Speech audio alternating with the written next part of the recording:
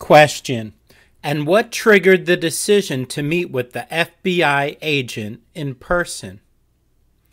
Answer. Well, I don't know if it was one thing. I think it made sense to meet with him. Phone calls over the, several weeks over the past few months yielded no results. And I was hoping he would give us more information in person. And he did. I mean, the timestamp things were real.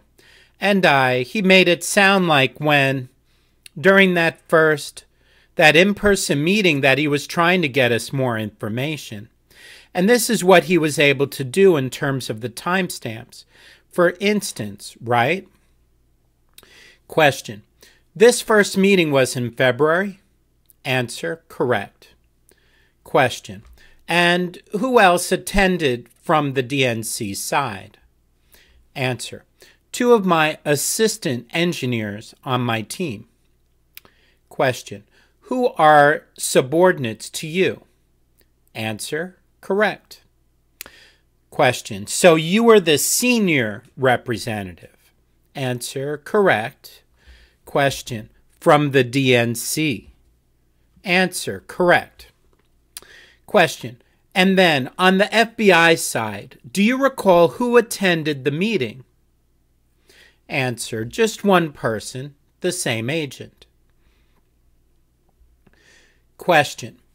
The same person that you had talked for a while. So you have this meeting in February. He gives you this redacted timestamp information. Answer. Correct. Question. You then go and search for it and still do not find anything that matches that activity. Answer. Correct. Can I add more? Question. Yes. Answer. So, question. We're in February. Answer. Yes. So in not September. In February, after the in-person meeting, after we failed to corroborate the evidence that he had provided to us, the activity he had provided to us. One of the other things he did was, so we established a different sort of secure way of communicating over email that didn't involve DNC email systems, just in case his fears were realized and we were actually compromised and the adversaries would be reading those emails. And so we used different systems to email each other. And one of the things that the agent did was send to me an email listing personnel, DNC personnel email addresses, stating that these email addresses were sent phishing attacks by the same adversaries that he's interested in, right? And so can I confirm that these mailboxes exist? And if they were, they got an email with subject lines and so on and so on. Timestamp, so-and-so. And, anything you can tell us about that. So we did. We looked at our spam filters. We looked at our email logs to figure out what had happened. We confirmed that most. I can't remember the exact number. I'm sorry. But let's say 3 or 4 at least of the email addresses that the FBI had listed were valid email addresses. And we did confirm that the subject line, email, and timestamp were valid. And emails were sent to those mailboxes on those dates with the subject lines that matched what the FBI had said. The only problem is that they didn't actually make it to the mailboxes themselves, because our spam filter had caught them all as phishing attacks and blocked them from being delivered. We confirmed that they didn't actually make it. We sent him evidence to confirm that back in email form to the FBI. And then at that point, another FBI agent, joined the conversation, whose name I can't remember, but he had similar questions. This is in February, late February, March time frame of 2016. So that conversation, That thread happened maybe 2 or 3 times, I want to say, with specific emails being sent to specific email addresses and us looking at it. And I think of all of them, one email had been delivered to a mailbox that was a phishing attempt that we confirmed using our spam filter logs and exchange logs. But we confirmed that that was not actually opened. It was immediately deleted. And so phishing attacks, their nature is to sort of coax the recipient to clicking on a link and divulging confidential information. So obviously we were concerned about that even before the FBI told us about these things. We have spam filters and other checks to make sure that that doesn't happen, to help us ensure that doesn't happen. Yes. So the conversation went from /blank, blanked out, to specific phishing attack targets, mailboxes, and so we responded as quickly as we could, which meant maybe hours, days. I don't remember the exact how long it took us, but we wanted to confirm what he was saying before we responded. Then came the next question from the FBI, which was, I want to say, early April of 2016, where the FBI asked us to provide them logs, which is, in effect, metadata about emails from our Exchange servers. And so, at that point, the question was more involved than confirming something that's going on our network. So I raised the question, as I have in the past with Andrew Brown, about what our engagement should be, and that I'm engaged with working with the FBI, cooperating with the FBI as best I could. But I knew that us giving information of the kind that the FBI requested would require some legal assistance. And so I sort of insisted, if you will, that we bring in DNC legal counsel and the COO of the DNC. Question: could you name those individuals? Answer: well, Graham Wilson is one of the DNC counsel, and the COO at the time, the Chief Operations Officer at the time, was Lindsay Reynolds. And so I walked to her office with Andrew and said, here are the things that I need help with. I would like to give these logs to the FBI, but obviously I can't do that without your permission, without legal counsel permission. So let's see if we can get that. And so one of the things I should mention here is that gathering the logs of the type that the FBI requested is not a simple matter. The kind of logs they wanted were rather elaborate, and it would take, I think they ended up being something like 15 gigs of data, which is significant. You can't just email that to somebody. That's a lot. Even just downloading it ourselves into sort of a searchable format would take days to do, right? So I asked my systems people to start doing the work. Even if we didn't get permission, we weren't going to get permission. It doesn't matter. I didn't want to make this wait. Once we had approval, I didn't want to make them wait another 2-3 days. So they started working on that, and we got on the phone. Mr. Elias. With who? Mr. Tamene. I'm sorry, with Graham Wilson and another partner at Perkins Coie, Michael Sussman, who works at Perkins Coie, or Coie, C-O-I-E or C-O-L-E. But before then, he worked at the U.S. Department of Justice on the cybercrime and intellectual property section. So he had lots of experience with this type of request, activities, and so I described. Mr. Elias. I'm going to cut you off on what took place with legal lawyers. Mr. Tamene. Sure. So Mr. Elias, I tried to give you enough on the record so you get a flavor, but not with respect to the specifics of the conversations. Mr. Tamene, so we eventually delivered those logs. I think the actual date that we were able to get it to the FBI was 10 days later. So like April 29th, I think, was the date that we actually sent them the logs. And the FBI agent confirmed receipt by sending me a text message saying, thank you for sending that. That's great, very helpful. I'll let you know what we find. Mr. Elias, I never texted with an FBI agent before. Blank, it's not that great. By blank. Question, so at that point, you still had not corroborated any activity that was particularly concerning or that the FBI had told you to look for, correct?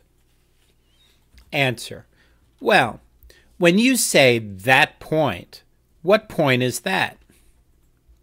Question, when you delivered the logs on... Answer, interestingly, I had. So April 28th is the first day that we found activity on our network that was unusual, nefarious by adversaries. It just so happened that April 29th was when we were able to gather all the information, get all the approvals we needed, and send that information to the FBI.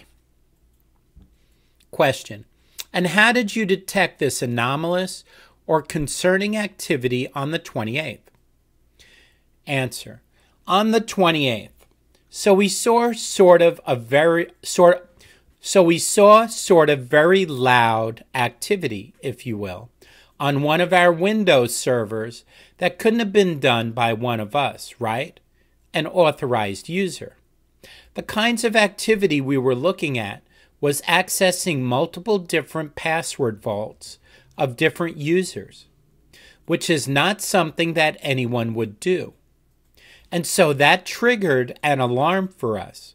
And so we started looking at, I want to say like maybe 11 a.m. on Thursday, April 28th, I believe, right around that time. Question, ballpark. Mr. Elias, give or take a few minutes. Mr. Tamene, yeah. And I mean, this is when it went to 10, right? I remember that. And so I spent with my team, maybe 3 or 4 of us on the phone, using systems that were not, again, DNC systems to communicate and collaborate all day long, almost all night long, on what kinds of activities we're talking about. And what we were looking, there was sort of 2 things.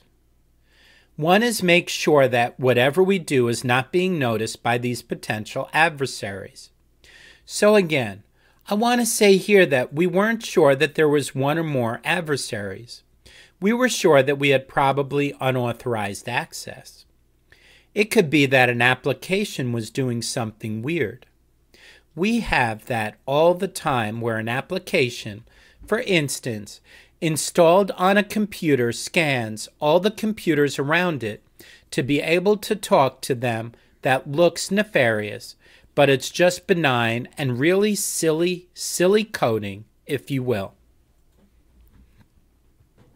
So we weren't sure if that was what was going on, but we wanted to be certain. So we were looking at every log, every access. That was every new user created. Every password change that happened on the network from about 11 a.m. until I think we fell asleep at like 3 a.m. I told Andrew that we were doing that. And I think I went to bed at like 4 a.m. and was back at it at 8 a.m. with my team. We spent all day doing more of that kind of work to sort of pick up the scope of the problem. By blank.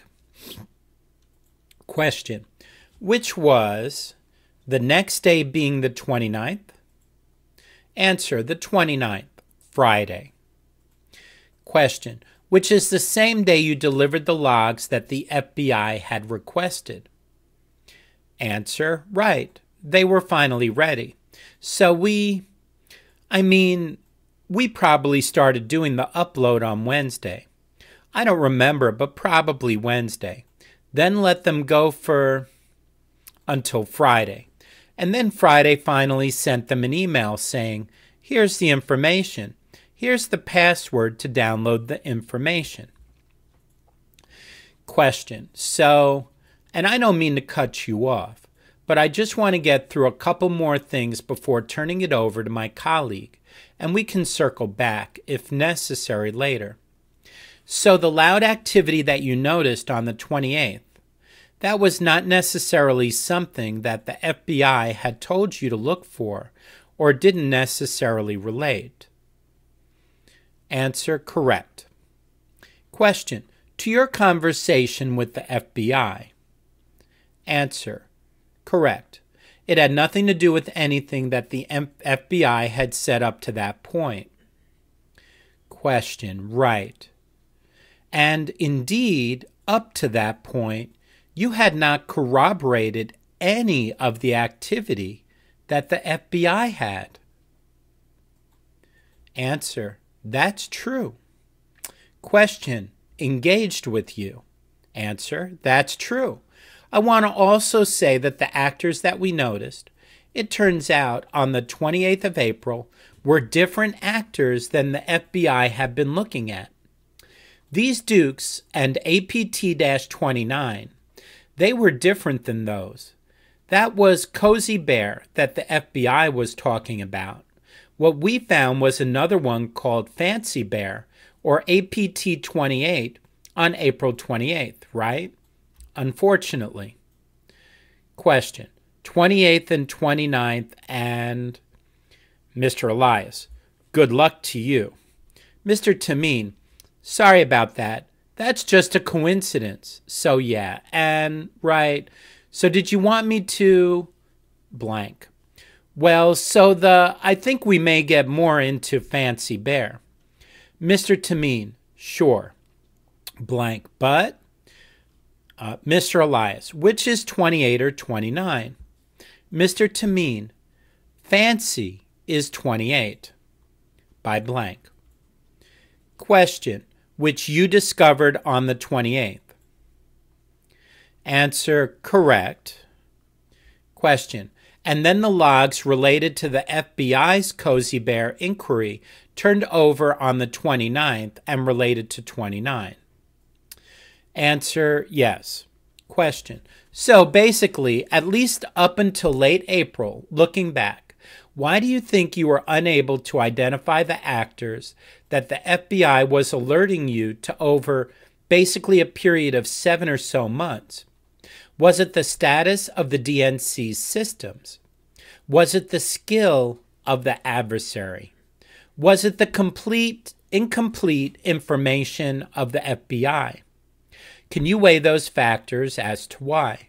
Setting aside Fancy Bear and everything that happened later. Answer, sure. Just Cozy. Question. On the Cozy Bear, it's basically a 7-month engagement with the FBI that at least up until that point was not particularly fruitful. Why, in your opinion? Answer. Well, my opinion here is formed by what CrowdStrike, the firm we ended up engaging with to help us through these cyber attacks. And I want to stress here that I don't know if it was one thing. I think it was a combination of things. And I don't know if I can weigh any one of them more importantly than another one. I do know that the way in which we were able to discover Cozy on the DNC network eventually was using tool sets that were provided to us through CrowdStrike. Inaudible. CrowdStrike. I don't know for a fact whether or not we would have found out about Cozy Bear on our own given the tool set that we had. I don't know that we wouldn't have found out about them specifically. There are lots of things one can do, given the right amount of time and opportunity to figure out what's going on one's network, from activities carried out by these advanced, persistent threat people, 28 and 29 specifically. And it's important for us to note that those activities may have triggered an alert that we already had set up or may have gotten us. You know, once we had tweaked some firewall holes, once we had turned on some future sets in the new firewall set that we had that could have caught them. I don't know, I can't tell you for sure. I want to say that we stopped looking for what-ifs as soon as we had CrowdStrike in place, because they're experts in the field and they had tool sets that were able to get the full scope and nature of what was going on relatively quickly within, I don't know, a few days of us engaging with them. Blank, thank you. Blank, we can go off the record. We're going to flip spots. Recess. Blank, we can go back on record. It's 2:58. Did you say 40 or 45? Blank, well, I took 45, so you can have 45. Examination by blank. Question. Mr. Tamene, again, my name is blank. I'm with the minority staff. On behalf of Ranking Member Schiff and the other Democratic members of the committee, we thank you for agreeing to be here voluntarily to talk with us as part of our investigation. As you probably know, this is a bipartisan investigation looking into 4 key questions as approved by the chairman and the ranking member of this committee earlier this spring in March. The first area we're looking into is what Russian cyber activities and other active measures were directed against the United States and our allies. The second question we're looking into is, did the Russian active measures include links between Russia and individuals associated with political campaigns or other U.S. persons?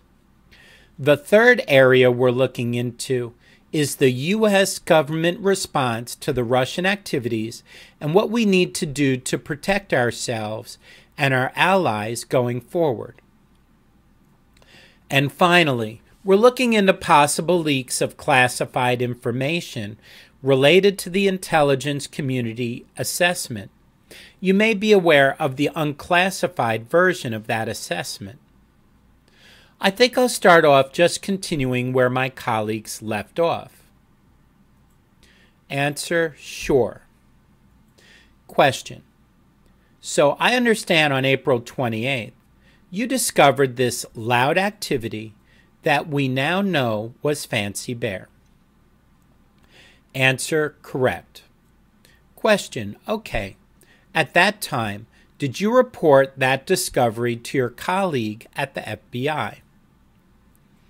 Answer, on Friday I did. On Friday, April 29th, I sent him a text message, several text messages. One of them was, I think we found something that's worth talking about. And I also said, by the way, I've just sent you a link over email with the logs that you requested maybe some 10 days ago.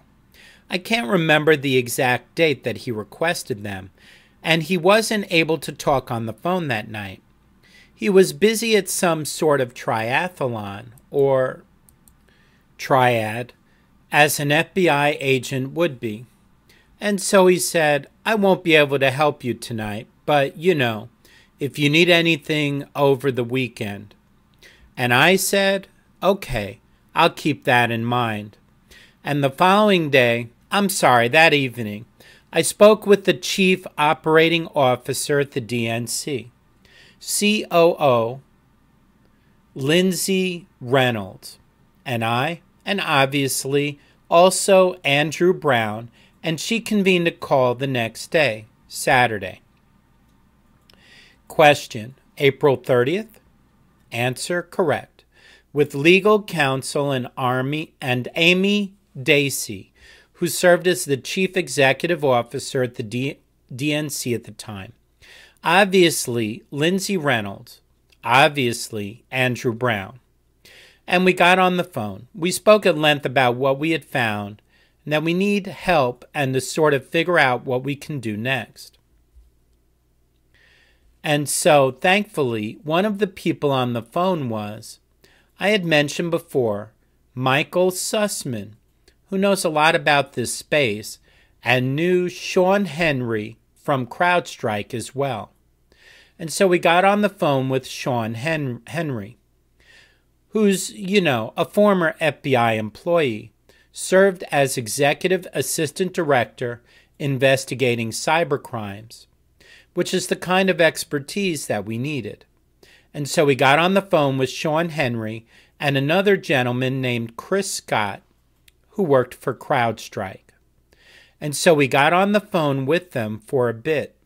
So we sort of gave them the lay of the land, that we had been speaking with the FBI, that this could be what the FBI had been talking about with us, or it could be something else. We didn't know. And on Monday morning at 9 a.m., this is now May 2nd. Am I getting that wrong? May 1st, May 2nd, the first Monday of May in 2016. I was on the phone at 9 a.m. with a project manager that was assigned to us by CrowdStrike. Quote, unquote, us, meaning the DNC. His name is Robert Johnson. He's a former Marine. A bunch of stuff blanked out. Question: and he is an employee of CrowdStrike? Answer: correct. He's an employee of CrowdStrike.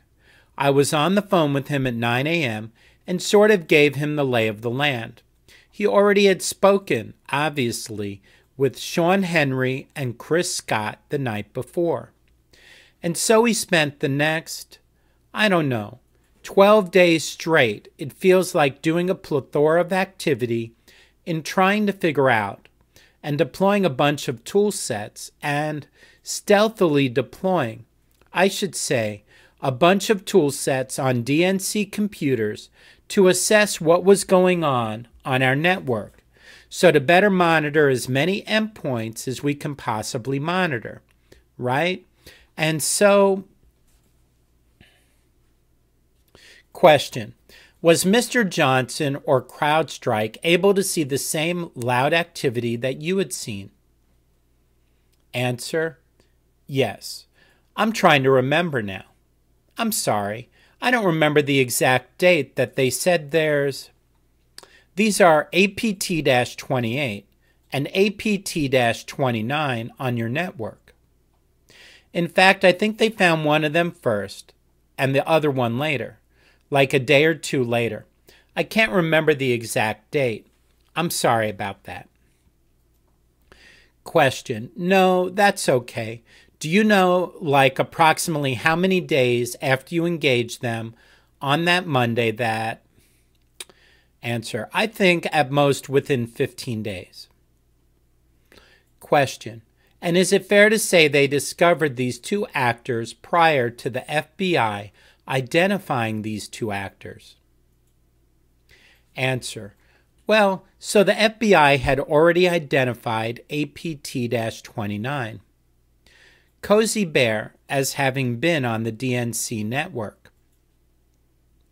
They had suspected, that the DNC network was compromised by APT-29.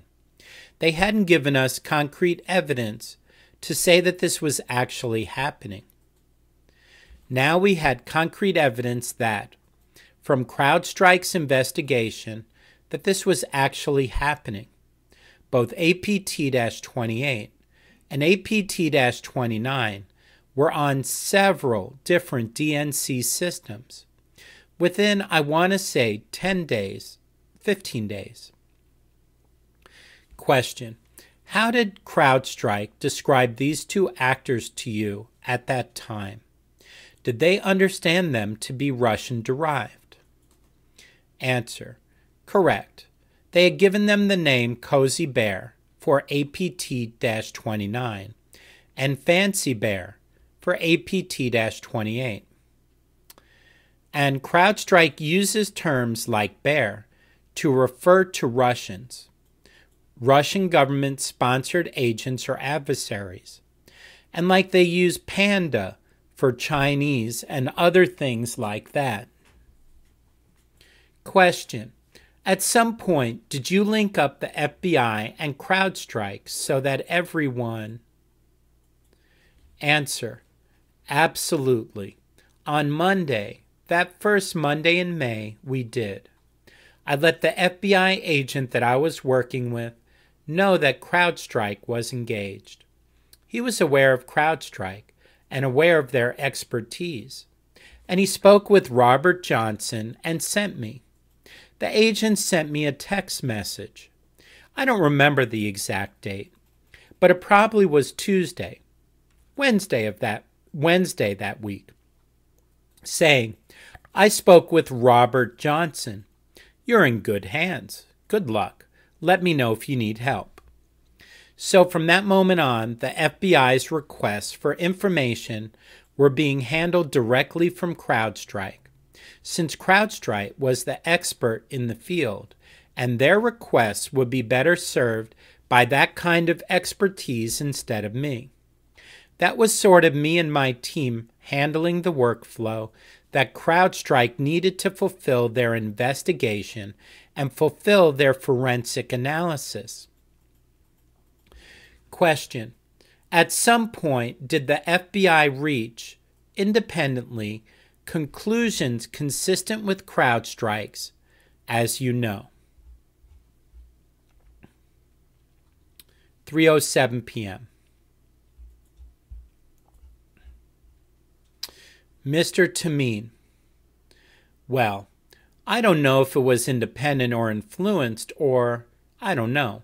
But I do know of reports that were published, statements and reports that were published by the FBI, the Department of Homeland Security, by the Office of Director of National Intelligence that came in the fall, in October, in December, and then in January of 2017, that its statements that were concurrent or confirmed the conclusions that CrowdStrike had reached from their analysis and their forensic analysis and their investigation of web traffic, systems logs, any unusual behavior within the DNC systems. By blank. Question: and Mr. Brown, as you sit here, do you have any doubts about who... Answer: I'm Mr. Tamene. Question: I'm sorry, Mr. Tamene, do you have any doubts about the conclusions that CrowdStrike and also the U.S. intelligence community have come to, that Russian state actors were behind the hack? Answer: no, I don't have any doubts. I don't have any evidence to doubt their findings. Question: you may be aware that there have been conspiracy theories that have floated around surrounding the DNC and the hacking, that it could have been someone internal and not the Russians. I know in one case there was a tragic murder of a former DNC staffer that has been exploited to create this unsupported theory that he perhaps was the cause of the leaks. Have you heard of these stories? Answer: I have heard of some of them, and I do know. I worked with the person you mentioned there, and I'm really sad to see that his name is sort of associated with this kind of theory. I don't have any. I mean, we looked at logs. We looked at end-user behaviors. activities. Me and myself and my team and, again, CrowdStrike and their team of experts, not just looking at current activity, but forensic activity, meaning looking back in time on laptops, servers, desktops, all the systems that we can get our hands on to see if there's any evidence that suggests untoward or unauthorized access by DNC personnel, and we found nothing to corroborate such theories. Question. There's also been some discussion about the DNC servers and, whether they were appropriately provided to the FBI. Were you involved in that process? Answer. Me and my team were involved in quite a bit of that. So I can say this. So in the end, I think there were 38. I think systems that were compromised by either APT-28 or APT-29. Some of them by both. And some of those were end-user devices, like laptops or desktops. They were of less interest to, sort of, forensic analysis and investigation. To be sure, we looked at all logs that were generated from those systems. But I think the question you're asking me about is, sort of, providing the full image or cloning the server itself. And so we did that for, I think, 26 systems that were selected by CrowdStrike's team of experts as needing further analysis to determine the types of activities that could have been carried out by these adversaries. And the FBI requested, I believe, some of these or all of them. I can't remember. These images, these clones that me and my team had worked to clone, and we did, and we provided it to CrowdStrike, and CrowdStrike provided those images to the FBI.